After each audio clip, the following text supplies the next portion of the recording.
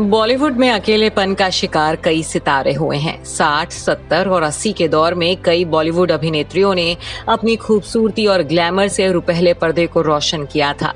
तब इनकी एक झलक पाने के लिए लाखों फैंस की भीड़ घंटों इंतजार करने के लिए तैयार रहती थी। करीबियों और रिश्तेदारों की भी कोई कमी नहीं थी। लेकिन अफसोस, जब इनका स्टारडम ढलान पर आया तो अपनों ने भी साथ छोड़ दिया। आखिरी दिनों में ये अभिनेत्रियां बिल्कुल अकेली पड़ गई थीं। साधना 60 और 70 के दशक में अपनी खूबसूरती, एक्टिंग और अलग फैशन के लिए मशहूर रही थी एक्ट्रेस साधना। साधना ने डायरेक्टर रामकृष्ण नैयर से शादी की थी। पति की मौत के बाद साधना ने काफी तंगहाली का सामना किया था। उनकी अपनी कोई औलाद नहीं थी, ना ही रिश्तेदार। आशा भोसले के एक फ्लैट में साधना ने कई बरस बतौर किराएदार बिताए थे।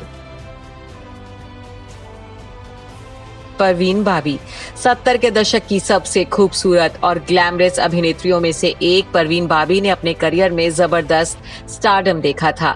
कई शादीशुदा एक्टर्स के साथ परवीन बाबी का रिश्ता रहा। पैरानॉइड स्किज़ोफ्रेनिया मानसिक रोग की चपेट में आने के बाद वो अकेली पड़ गई थीं। यहाँ तक कि उनके घर में कोई नौकर भी नहीं था। वो अपने माता पिता की इकलौती संतान थी। पिता का निधन बचपन में ही हो गया था और माँ के निधन के बाद दुनिया में उनका कोई सगा नहीं बचा था। अपने आखिरी दिनों में परवीन बाबी के पास इलाज के लिए पैसे तक नहीं बचे थे। 22 जनवरी 2020 को वो अपने फ्लैट में मृत पाई गई थी, जबकि उनका निधन 2 दिन पहले ही हो गया था।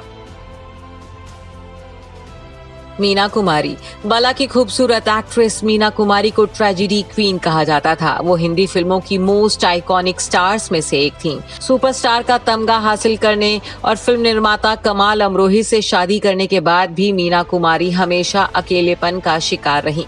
कहा जाता है कि मीना कुमारी ने जब 38 साल की उम्र में दुनिया को अलविदा कहा, तब उनके पास हॉस्पिटल के बिल चुकाने तक के लिए पैसे नहीं थे। विमी ने अपने बॉलीवुड करियर की शुरुआत 1967 में B.R. चोपड़ा की फिल्म हमराज से की थी। शराब की बुरी लत ने विमी को बुरी तरह से कर्ज में डुबो दिया था और आखिरी दिनों में उनके पास कुछ नहीं बचा था। आप ये जानकर चौंक जाएंगे कि देहांत के बाद विमी के पार्थिव शरीर को ठेले पर शमशान घाट तक ले जाया गया था। नंदा बेहद खूबसूरत नंदा परिवार की जिम्मेदारियां निभाने के चक्कर में अपना घर नहीं बसा पाई थी। 53 साल की उम्र में नंदा ने डायरेक्टर मनमोहन देसाई के साथ सगाई की थी। हालांकि दोनों की शादी नहीं हो पाई। नंदा ने पूरी उम्र अकेलेपन में गुजार दी। हार्ट अटैक से जब उनका निधन हुआ, तब वो नौकरों के भरोसे थीं।